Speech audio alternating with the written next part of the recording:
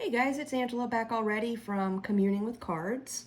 I just did a really interesting reading, kind of centered around the elements. It's an elemental energy type reading, just to kind of get a gauge of where I'm at, because I've been feeling a little bit odd and off lately, and there have been weird physical things too. And so I wanted to do a check-in because, like I mentioned in the last couple videos, I've been really craving the element of water lately. But now that's starting to, if you watched the very last one that I did, which was a weekend check-in, I'm starting to kind of lean into air a little bit. Those two together, let's get into this. Okay, so what I did is I started at the top with, I pulled 3 decks that are, let's start over and be a little bit cohesive here if we can. Not my strong point. I pulled 3 decks. I pulled one that's very water element. I pulled one that is very air element, and then I pulled one in the middle, which is one that really focuses on the elements. So at the top, I used the Ocean Tarot, Oceanum Arcana, which is the newer one that I got, that I was showing that I got just specifically for the water element. Then for the air element deck, I pulled my White Sage, because that one feels airy to me for some reason.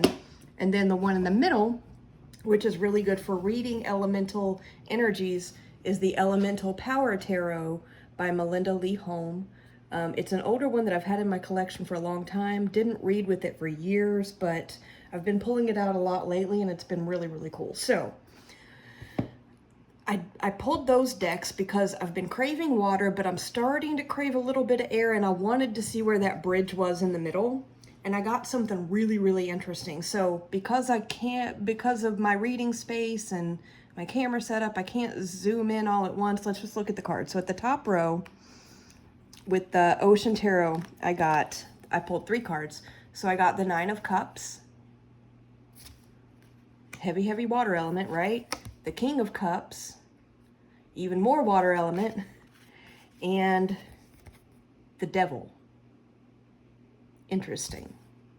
Bottom row with the, let's go straight to the middle. So the elemental kind of energy check-in that I got is, these are not titled very well, but this happens to be the Queen of Pentacles. So water of earth, right? The Queen of Cups, water of water, and the moon. There's a lot of water in there too.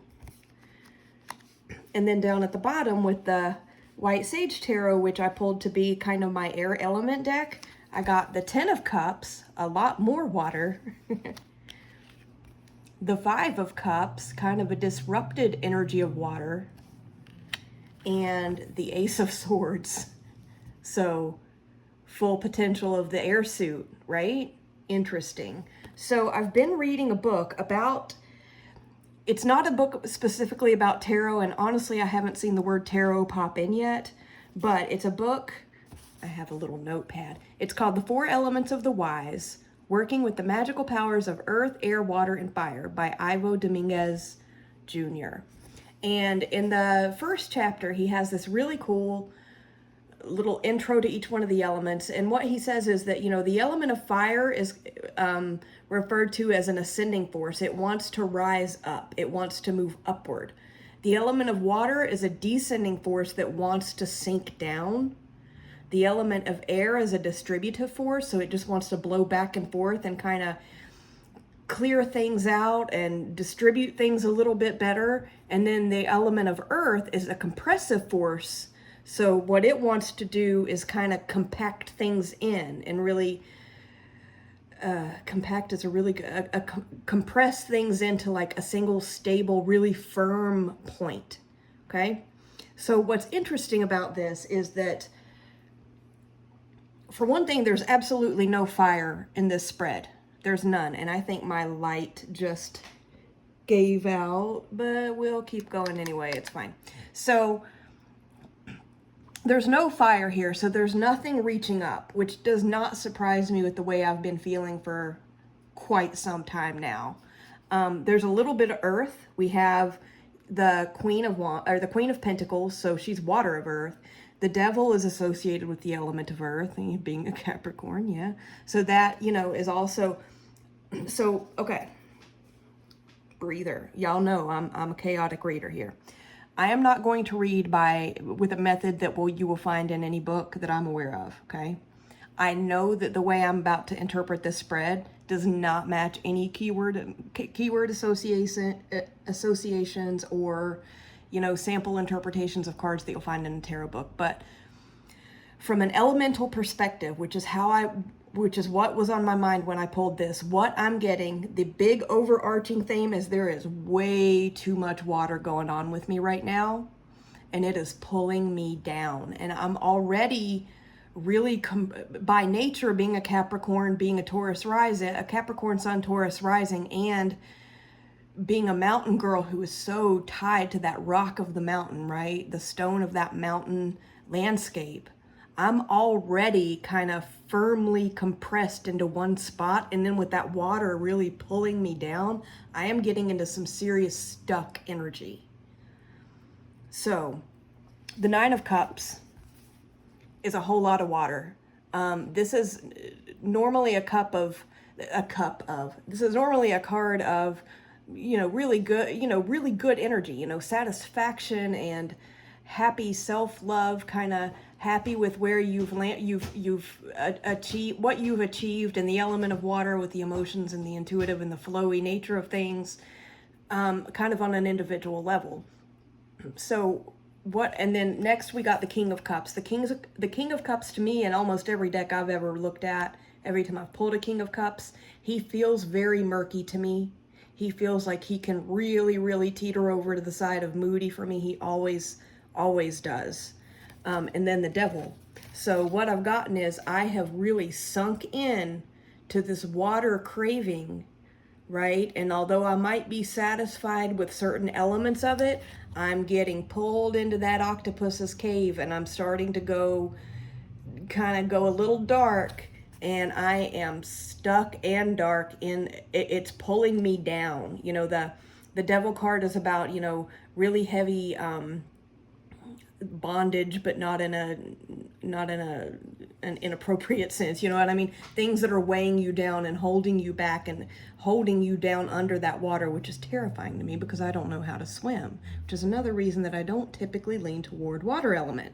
So already on the top row, it's telling me what's going on with me in water, okay? And you've sunk down into it because you really wanted it, and you like the feeling of water right now, especially with all the heat and the drought and this and that's going on.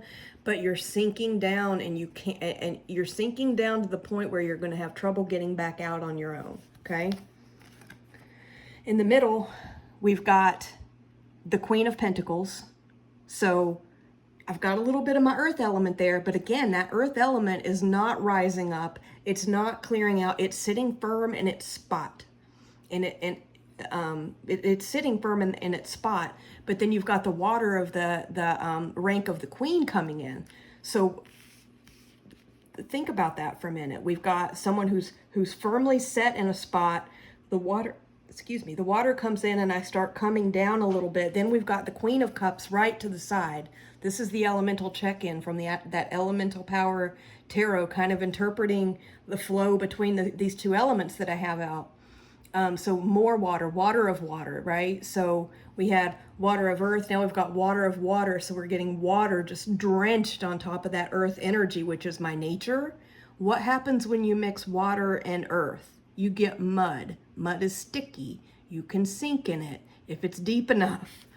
We are sinking and getting stuck. And where is that putting us? That's putting us in the moon energy. I almost feel like all of this water up here, all of this water and the little bit of earth that's here is really sinking me down into this lake shown in this moon card in this elemental power deck. And I'm going under in the dark. I mean, this is not your normal lake. This is a heavy, heavy lake with lots of sediment in it, right? And there's all kinds of stuff just there underneath the surface that's pulling me down and down and down into really shadowy areas where it's really easy to see what's real and what's not, and to really get stuck in there and get trapped, right? So then we come down and I ask the air, what's going on with and can't see any of these cards because of my light situation, so let me pick these up. So right away we've got the Ten of Cups, which normally is a happy card, right? But that's a lot of water. Again, that's a lot of water. So reading this outside of keywords, I'm not seeing happy, happy, happy, satisfaction, celebration with this Ten of Cups. I'm seeing an abundance, an overabundance of water, almost as flood water on top of a little bit of earth. Five of Cups is another stuck place, right? I mean, this is reminiscent of this devil on the top row. The Five of Cups is the what if life, what is the what might have been card, right? It's the one where you're really stuck in emotions and situations that you're looking at where events didn't turn out the way that you thought they would, and so you're almost crying over spilt milk, and you're just stuck in what might have been in energy. So it's a cups water element card that's akin to this devil, this stuckedness, stickiness, right? And then the third card is the Ace of Swords, right? I mean, come on. So right now we have the full potential of the element of air coming in, saying, okay, you've been, by nature, you are very compressed, you are very rooted into a specific spot where you don't like to move, and you don't necessarily like change, and you like being in that comfortable spot. You've got all this water, this descending force pulling you down from that, where you're even more stuck. You're not just firmly in a place, but now you're getting pulled underneath and stuck. And now the Ace of Swords is coming in and promising to distribute some of that, right? So what happens when you mix air with water? You get a storm. I mean, you can get other stuff too, but I'm thinking storm. So that's why. So I think that's interesting. When I was just saying, when I was just thinking, and I mentioned in my video that I posted yesterday that I'm craving air energy mixed with water is going to be storm. So interesting. Now, what I don't see here in this spread anywhere, and again, you can't see the bottom row because of my lighting, and I apologize for that, but what you don't see is what this air is going to do specifically, other than bring the potential of its element, which is air. We don't really know what's going to happen, but sometimes, a lot of times when I'm pulling cards, especially when I'm using multiple decks, even when I'm not, honestly, I'll start laying down cards and I'll get to the point where I do have more questions, but something in my head just says, stop. Now is not the time. This is the end of today's chapter. Let it be, let it rest, and we'll continue this when the time is right. So interesting, right? I'm seeing the air that I've been craving coming straight up in the tarot. On top of all this really heavy, like, all signs pointed to sunkenness and stickiness and trapped almost with too much water that's pulling me down. So interesting, is it not? Couple things I would like to know in the comments. Do any of you have specific element feeling decks? Like, obviously I have my water feeling and I have an air feeling. I have some more that feel like kind of a mix of elements. I might do another video on that later on because I'm really fascinated by this concept right now. I've never really dug into elements like this before, but it's really cool and it's interesting me a lot right now. So any decks that you guys have that you really heavily associate with one element over another, I would be really interested to hear that.